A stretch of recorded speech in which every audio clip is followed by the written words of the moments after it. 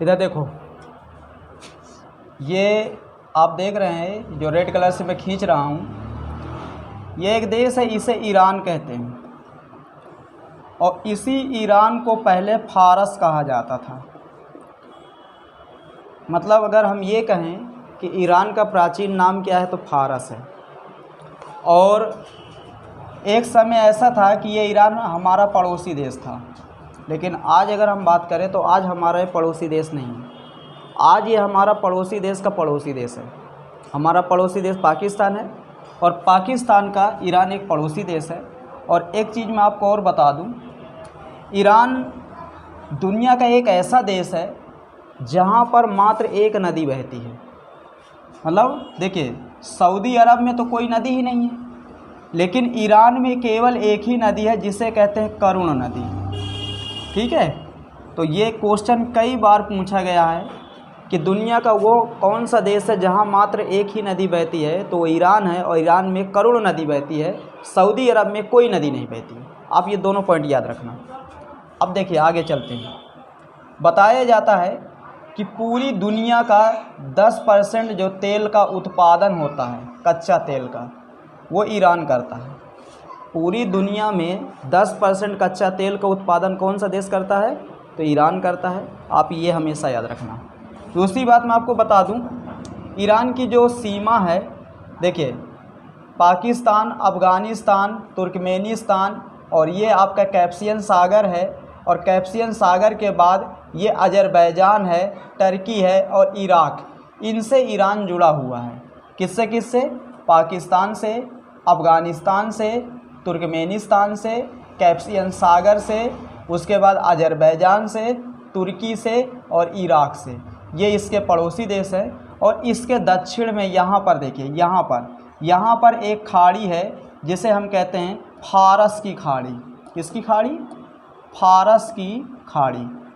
अब देखिए, फारस की खाड़ी, तो ईरान का प्राचीन नाम फारस, तो इसी के नाम पर इसका नाम फारस की खाड़ी रखा गया। ठीक है, अब देखिए आगे चलते हैं। ईरान के पास एक बंदरगाह है। ईरान के पास एक बंदरगाह है यहाँ पर। और यहाँ पर पाकिस्तान के पास एक बंदरगाह है, तो जिसे हम कहते हैं ग्वादर। पाकिस्तान के पास कौन सा है? ग्वादर। यहाँ पर ग्वादर बंदरगाह है। और ईरान के पास है चाबहार। ये देखिए, ईरान के पास जो ये चाबहार बंदरगाह है, इस पर कब्जा हमारे भारत का है। इस पर पूरी तरह अधिकार किसका है? भारत का है। अब देखिए, बंदरगाह हर देश नहीं बना सकता। मैं आपको पिछले वीडियो में बताया था कि श्रीलंका में एक बंदरगाह था हम्बनटोटा, और श्रीलंका ने चीन से कर्जा लिया, उसे बनवाया। लेकिन बाद में क्या हुआ? चीन ने कहा भाई मेरा पैसा वापस दो। श्रीलंका ने कहा मेरे पास नहीं है। तो श्रीलंका का वो बंदरगाह चीन ने 100 साल के लिए लीज पर ले लिया। ठीक है, लेकिन हम लोग ईरान के साथ ऐसा नहीं किए। हमारा जो मेन मकसद था वो ये था कि यहाँ पर चाइना को कंट्रोल करना है, क्योंकि ग्वादर पर पूरी तरह किसका कब्जा? चीन का है। और चीन पर जब चीन का कब्जा यहाँ पर पूरी तरह हो जाएगा, या अभी है भी, तो निश्चित है भारत के लिए एक सरदर्द पैदा होगा। तो भारत ने क्या किया? चाबहार को अपने अंडर ले लिया। और अंडर लेने के बाद यहाँ से ईरान से होते हुए यहाँ पूरे क्षेत्र में अफ़गानिस्तान और ईरान, साथ में तुर्कमेनिस्तान तक का प्रस्ताव है कि यहाँ पर हम रेलवे लाइन बिछाएंगे, ताकि इधर के जो बीच के देश हैं ये वाले, ठीक है, Kazakhstan, Uzbekistan, Turkmenistan, Afghanistan, Kyrgyz, Tajikistan, ये देश भी तो एक्सपोर्ट और इंपोर्ट करेंगे। तो जब ये देश एक्सपोर्ट और इंपोर्ट करेंगे तो ये लोग चाबहार का यूज करेंगे। और जब चाबहार का इनका माल चाबहार बंदरगाह पास आएगा और यहाँ से ट्रेन के माध्यम से इनके देश पहुँच जाएगा, तो कहीं ना कहीं इनके लिए सस्ता होगा और हमारे लिए भी अच्छा होगा, क्योंकि हम लोग भी इनसे कोई सामान लेंगे तो यहाँ चाबहार से सीधा अपने देश मुंबई ले आए, कहीं भी लेकर पूरे देश में हम उस सामान को ला सकते हैं, यूज कर सकते हैं, यहाँ से भेज सकते हैं। साथ में हमारा नौसेना का एक अड्डा भी यहाँ पर है। ठीक है, इतनी बात समझ। तो चाबहार बंदरगाह किसका है? तो वैसे ईरान का है, लेकिन इस पर कब्जा किसका है? तो भारत का है। ठीक है, ये आप हमेशा याद रखना। चाबहार पर किसका कब्जा? भारत का। क्यों? क्योंकि भारत ने उसे बनाया। ठीक है, ऐसा नहीं कि हम उसे पूरी तरह कब्जा कर लिए, ईरान को हम पैसा देते हैं, ऐसे थोड़ा कोई हमें अपना बंदरगाह दे देगा, नहीं देगा ना।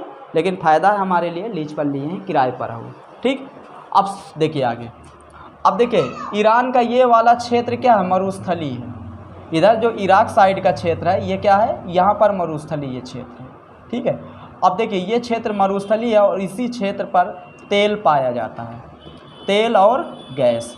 तो वर्तमान में हम ईरान से तेल और गैस ले रहे हैं, ऐसी बात नहीं है, रसिया से भी ले रहे हैं और इससे भी ले रहे हैं। अच्छा एक चीज़ और बता दें, ईरान की राजधानी और सबसे बड़ा शहर तेहरान है, यहाँ पर है। ईरान की वो राजधानी भी है और सबसे बड़ा शहर क्या है, तेहरान, ठीक है।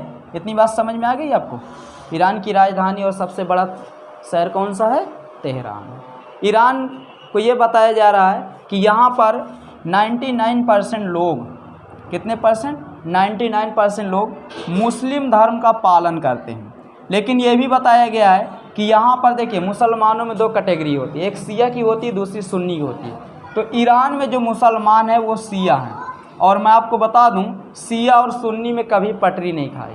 पाकिस्तान में जो मुसलमान हैं वो सुन्नी हैं और जो ईरान में है वो शिया है, और यही कारण है कि ईरान और पाकिस्तान की पटरी नहीं खाई। बात समझे, कभी नहीं खाएगी, निश्चित है। शिया सुन्नी की लड़ाई हमेशा चलती रहती है, ठीक है। अब चलते हैं आगे।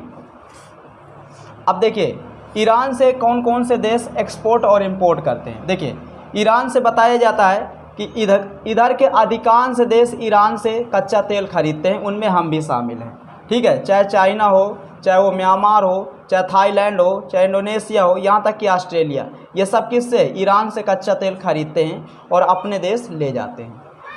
बस समझ में आ गई। और कच्चा तेल के उत्पादन में बता ही दिया गया कि दुनिया का 10% कच्चा तेल यहीं पर है। कोई दिक्कत इसमें? तो उम्मीद करते हैं ईरान अब तुम्हें समझ में आ गया होगा, ठीक है। तो ईरान से संबंधित इतनी जानकारी आपको होनी चाहिए, ठीक।